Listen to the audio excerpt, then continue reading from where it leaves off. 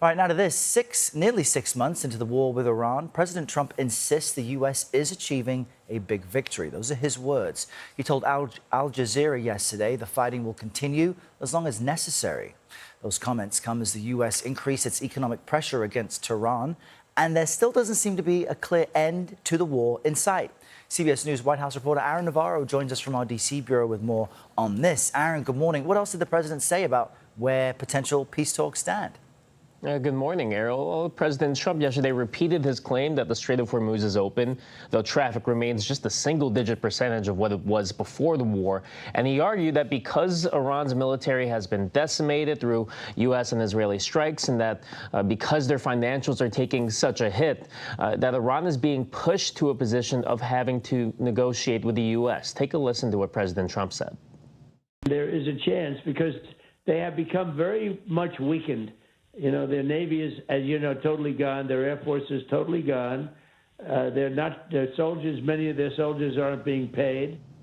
Now, in terms of other foreign leaders, Israeli Prime Minister Benjamin Netanyahu said earlier this week that a diplomatic deal with Iran cannot be reached, calling Iranian leaders, quote, savages.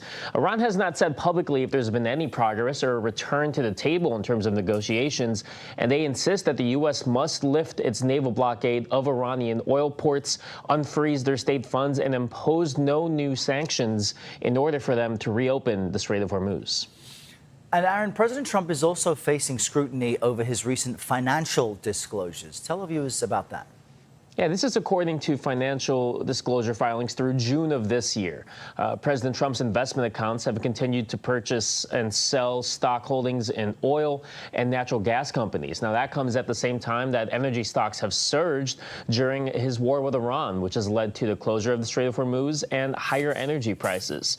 Data from the Office of Government Ethics shows that President Trump has purchased and sold oil and gas stocks worth hundreds of thousands of dollars. It's a range of $202 million to $695 million in the first 3 months of this year alone. Filers only report ranges of these transactions, so we don't know the specific dollar amounts. The White House, in response, has maintained that President Trump is not involved in his trades and that they are managed by third-party financial institutions, and that no one in the Trump family has any ability to direct how his portfolio and how his investments are conducted. Profiting while in the presidency. All right, Aaron Navarro in D.C. Thank you.